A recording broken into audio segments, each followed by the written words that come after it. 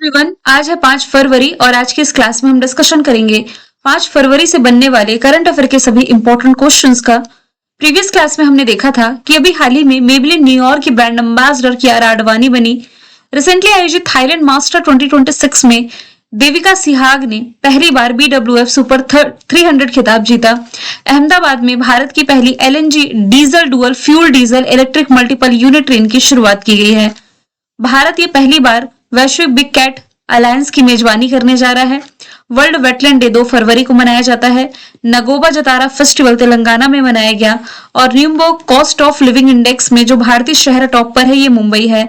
रत्नागिरी, उदयगिरी और ललितगिरी ये बौद्ध स्थल है यूनेस्को के, ये बौद्ध स्थल है ओडिशा के, जिन्हें यूनेस्को टेंटेटिव लिस्ट में शामिल किया गया है।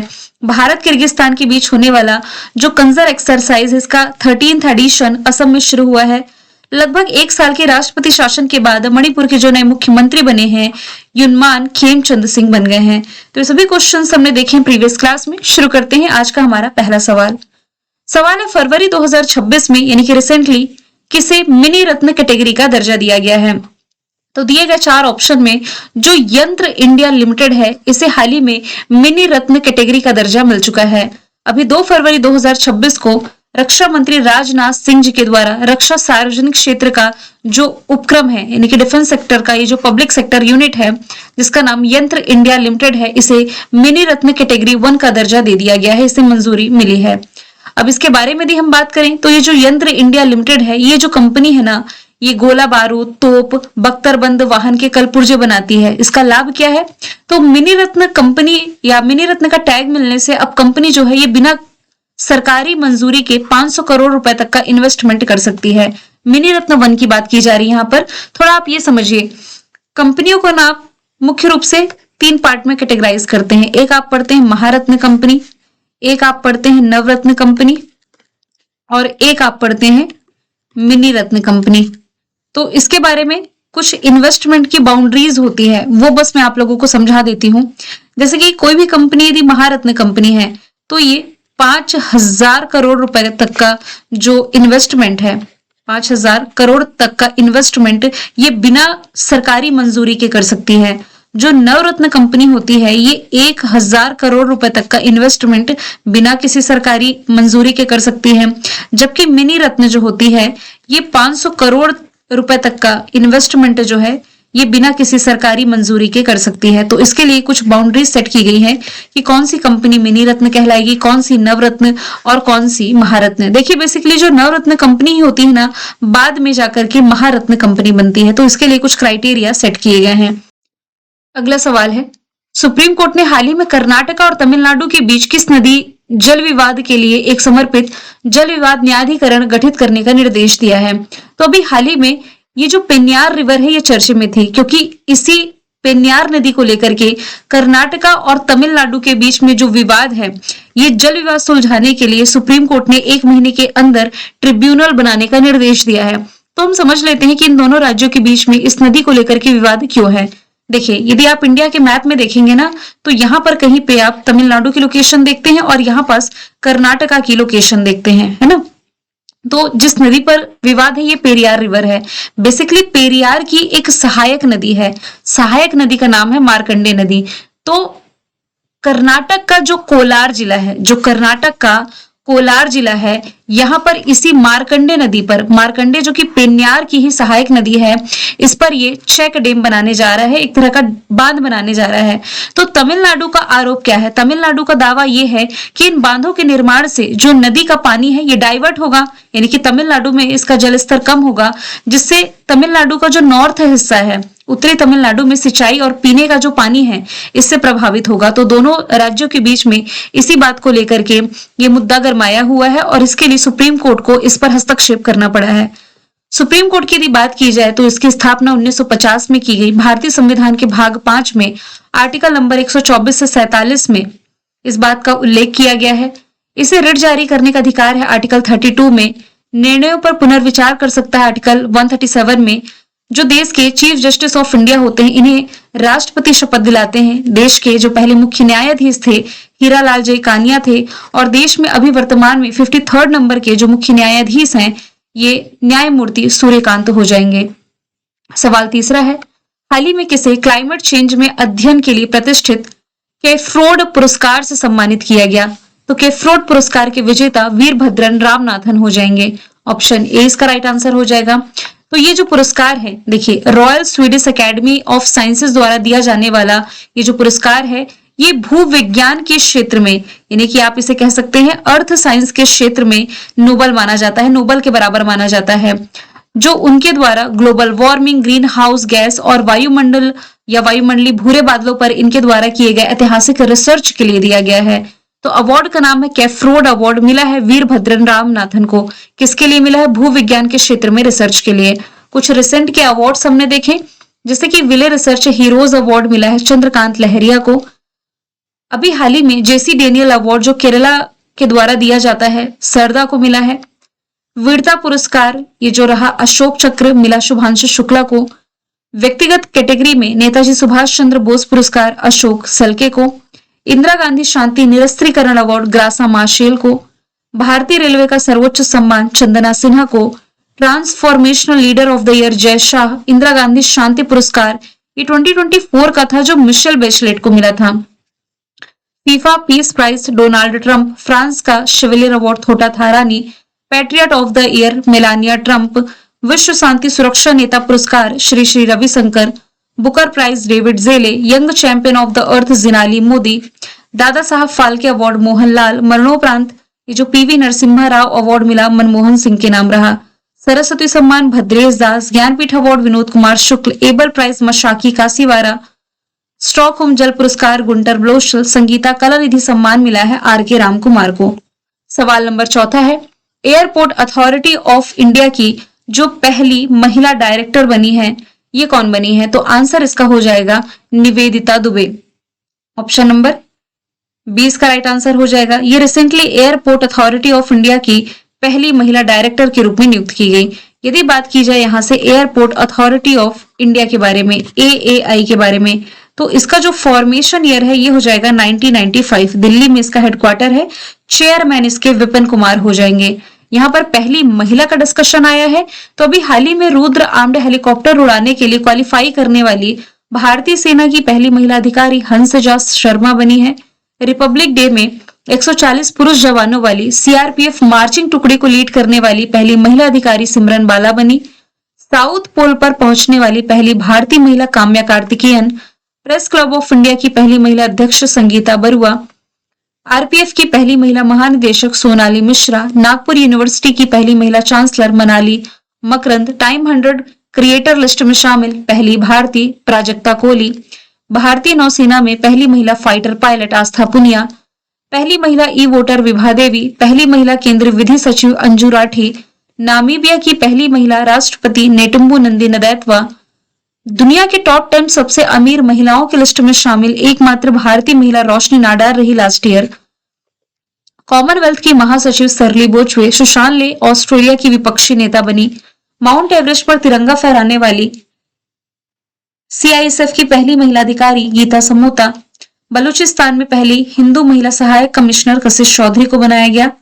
अंतरराष्ट्रीय ओलंपिक कमेटी की पहली महिला अध्यक्ष क्रिस्टी कॉन्वेंट्री को। संयुक्त राष्ट्र विश्व पर्यटन संगठन की पहली महिला महासचिव शेखा नासिर। भारतीय राष्ट्रपति ने अभी हाल ही में इसकी जो ADC कैप में नियुक्त की गई यशस्वी सोलंकी को नियुक्त किया गया था। सवाल 5वां है, दुनिया का पहला प्राइवेट स्पेस स्टेशन जिसका नाम है हेवन 1, ये किस देश में विकसित किया जा रहा है? अभी तक तो आप इंटरनेशनल स्पेस स्टेशन के बारे में पढ़ते ही थे, जो कि 5 देशों का एक संगठन रहा है, इसके द्वारा बनाया गया था। सबसे पहली बात दिमाग में ये आती है कि ये जो अंतरराष्ट्रीय स्पेस स्टेशन जो आप कहते हैं या अंतरराष्ट्रीय अंतरिक्ष स्टेशन ये है क्या?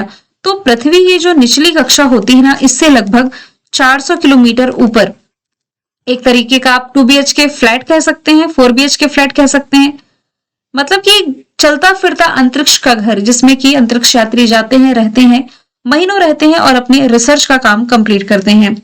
ये जो इंटरनेशनल स्पेस स्टेशन है ना, ये अमेरिका की स्पेस एजेंसी नासा, रशिया की स्पेस एजेंसी रोसकॉस्मोस, जापान की स्पेस एजेंसी जैक्सा, यूरोपीय स्पेस एजेंसी और कनाडा स्पेस एजेंसी, इन 5 देशों की स्पेस एजेंसी के सहयोग से स्थापित किया गया था, है ना। और अब तो वैसे कई देश हैं जो अपना खुद का स्पेस स्टेशन बनाने जा रहे हैं, जैसे कि रशिया ने ऐलान कर दिया है कि ये खुद का अपना अलग स्पेस स्टेशन बनाएगा। तो यहाँ पर इन देशों की सरकारी जो अंतरिक्ष संगठन है, स्पेस कंपनियां हैं, जैसे कि भारत की इसरो, नासा अमेरिका की हो गई, लेकिन इसरो इंटरनेशनल स्पेस स्टेशन का पार्ट नहीं है, यानी कि इसका पर्सनल तो है नहीं। जिन 5 देशों के सहयोग से ये इंटरनेशनल स्पेस स्टेशन बना था वो मैंने बता दिया, तो ये सरकारों के सहयोग से बना था। लेकिन अब कोई प्राइवेट कंपनी, यहाँ पर लिखा हुआ है ना कि दुनिया का पहला प्राइवेट स्पेस स्टेशन अब बनने जा रहा है जिसका नाम होगा हेवन 1, ये अमेरिका के ही द्वारा विकसित किया जा रहा है। तो ऑप्शन सी इसका राइट आंसर हो जाएगा।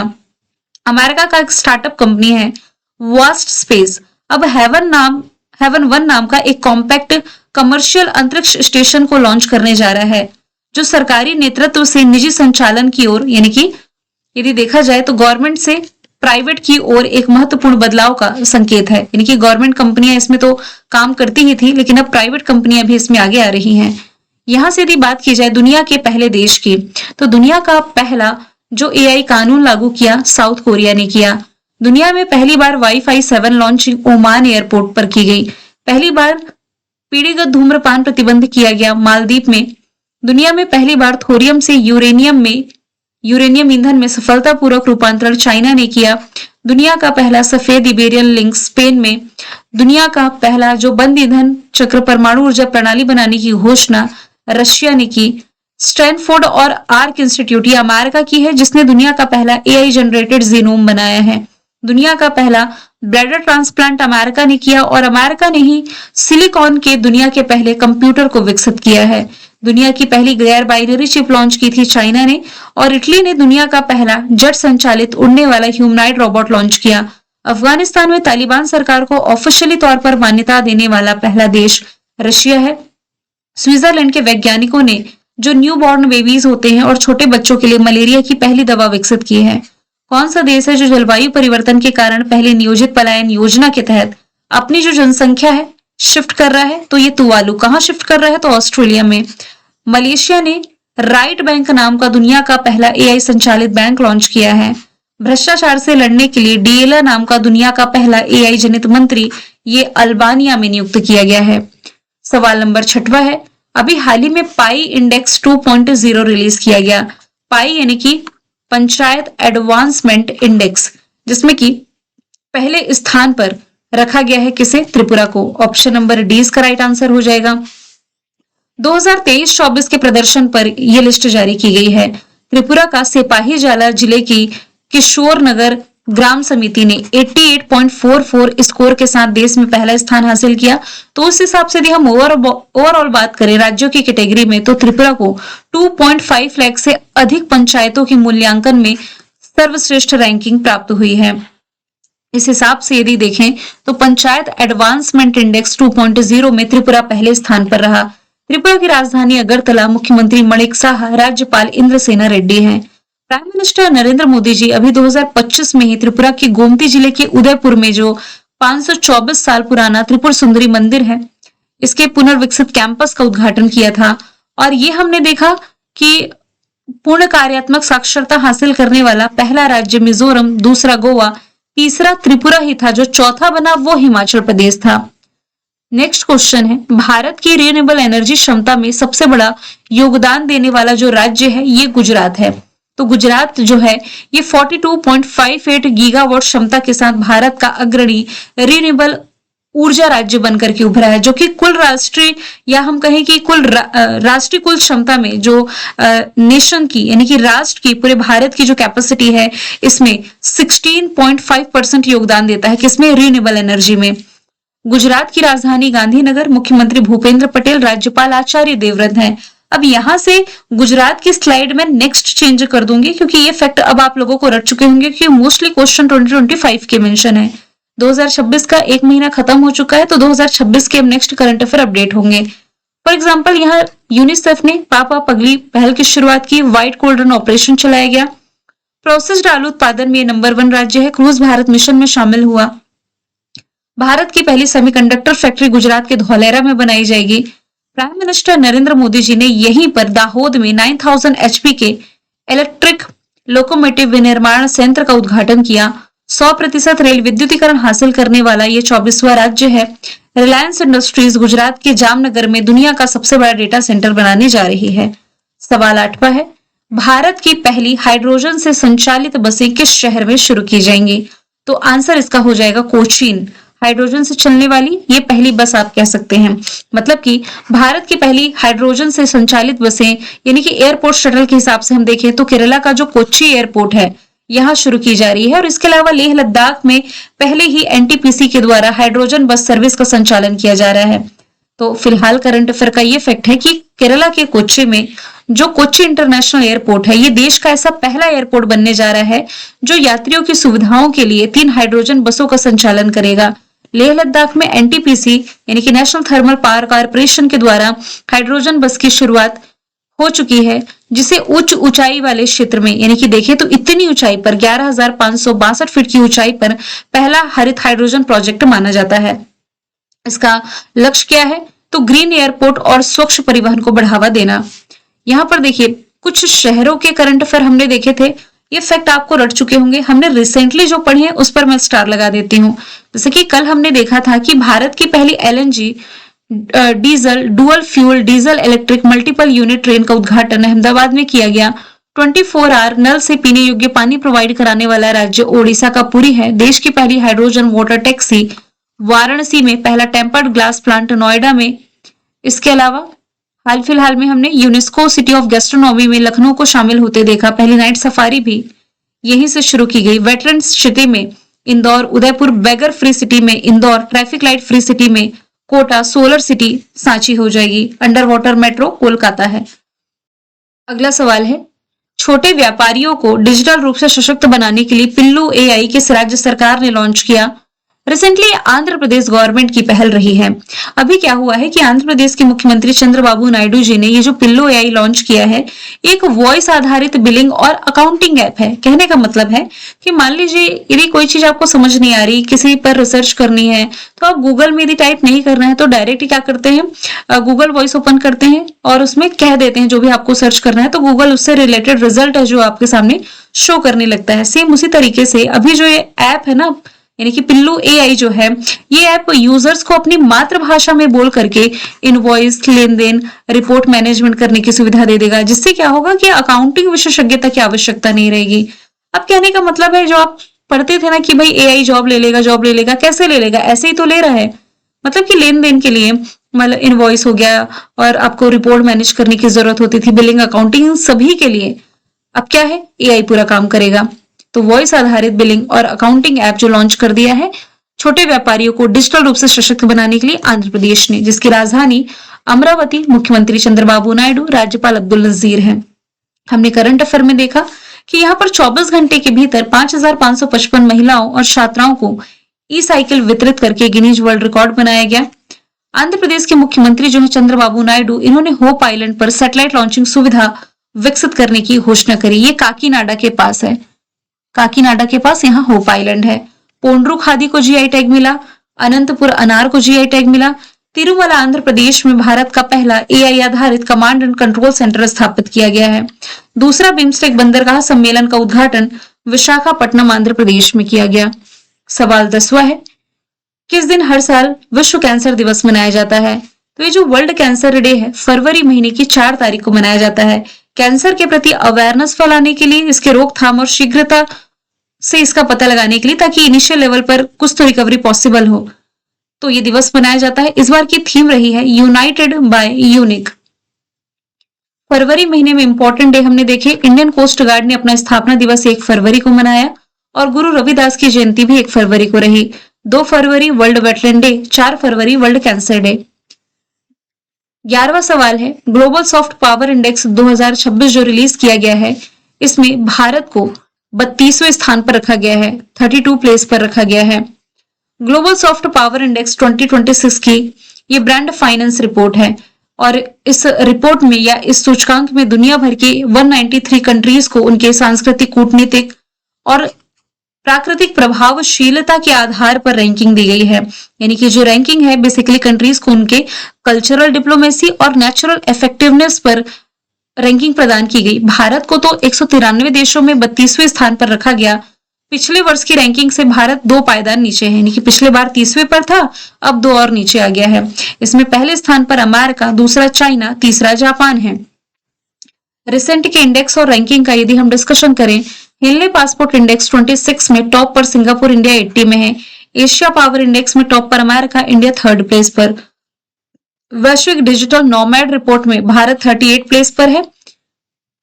ग्लोबल इनोवेशन इंडेक्स में टॉप पर स्विट्जरलैंड है, इंडिया 38 प्लेस पर है। Global life work balance index में टॉप पर न्यूजीलैंड, इंडिया 42 है। वर्ल्ड कॉम्पिटिटिवनेस रैंकिंग में टॉप पर स्विट्जरलैंड, इंडिया 41 है। जेंडर गैप रिपोर्ट में टॉप पर आइसलैंड, इंडिया 131 है। पीस इंडेक्स में टॉप पर Iceland, India 115। Sustainable development goal index में टॉप पर Finland, India 99। Energy transition index में टॉप पर स्वीडन, इंडिया 71। जलवायु परिवर्तन प्रदर्शन सूचकांक में टॉप पर डेनमार्क, इंडिया 10वें पर। हैप्पीनेस रैंकिंग में टॉप पर फिनलैंड, इंडिया 118। वैश्विक आतंकवाद सूचकांक में टॉप पर Burkina Faso, India 14। Press freedom index में टॉप पर नॉर्वे, इंडिया 151। करप्शन इंडेक्स में टॉप पर नॉर्वे, इंडिया 96। 12वें नंबर का क्वेश्चन है कि 72वें नंबर की जो महिला सीनियर राष्ट्रीय कबड्डी टूर्नामेंट रहा, इसमें कौन टॉप पर रहा? तो हरियाणा इसमें टॉप पर रहा है। एडिशन था 72वां महिला सीनियर राष्ट्रीय कबड्डी टूर्नामेंट का। विजेता हरियाणा, उप विजेता इसमें इंडियन रेलवे था और इसमें तीसरे स्थान पर यानी कि ब्रॉन्ज मेडल हिमाचल प्रदेश और तमिलनाडु ने जीता, जिसमें कि स्टार खिलाड़ी हरियाणा की निकिता रही। फाइनल में शानदार प्रदर्शन करते हुए 17 स्कोर इन्होंने हासिल किए हैं। स्पोर्ट्स के करंट अफेयर पर नजर डालें तो थाईलैंड मास्टर्स 2026 में हमने देविका सिहाग का नाम पढ़ा था। अभी एक करंट अफेयर कल ही तो आया था। ऑस्ट्रेलियन ओपन अभी रिसेंटली खत्म हुआ है। मेन सिंगल का टाइटल कार्लोस अल्कराज ने, वुमेन सिंगल का एलेना रायबाकिना ने जीता। 500 सिंगल्स मुकाबले जीतने वाले पहले भारतीय शटलर पीवी सिंधु बने। अभी हाल ही में साइना नेहवाल ने संन्यास लिया है, प्रसिद्ध बैडमिंटन खिलाड़ी जिन्हें राजीव गांधी खेल रत्न अवार्ड और अर्जुन अवार्ड मिल चुका है। भूटान के सोनम येशे पुरुषों के T20 अंतरराष्ट्रीय मैच में 8 विकेट लेने वाले पहले गेंदबाज बने। स्मृति मंधाना T20 इंटरनेशनल में 4000 रन बनाने वाली पहली खिलाड़ी बनी। BWF वर्ल्ड टूर खिताब जीतने वाले या इसमें कांस्य पदक जिन्होंने जीता है, चिराग शेट्टी, सात्विक साईराज हैं। 2025 की महिला SAFF club championship East Bengal FC ने जीती। सैयद मुश्ताक अली ट्रॉफी झारखंड ने जीती। बेलारूस की टेनिस खिलाड़ी अरियाना सबालेंका दूसरी बार वुमेन टेनिस एसोसिएशन की साल की सर्वश्रेष्ठ खिलाड़ी चुनी गई। Sultan Azlan Shah hockey cup जीता बेल्जियम ने। डेविस कप इटली ने। Men's Asia hockey cup Bharat ने और ICC वुमेन्स वर्ल्ड कप भी भारत के नाम रहा है, साउथ अफ्रीका को हरा करके। मैंने कल आपसे पूछा था 7वां India international seaweed expo summit जो कि होस्ट किया कोची। आज का सवाल है ऑस्ट्रेलियन ओपन 2026 में मेन सिंगल का टाइटल किसके नाम रहा? तो आंसर इसका आप लोगों को मालूम है, साथ में आपको यह भी बताना है जो विजेता है ये किसे हरा करके विजेता है। ये आंसर आपको कमेंट बॉक्स में बताना है। फिर हम मिलेंगे नेक्स्ट वीडियो में। Thank you so much.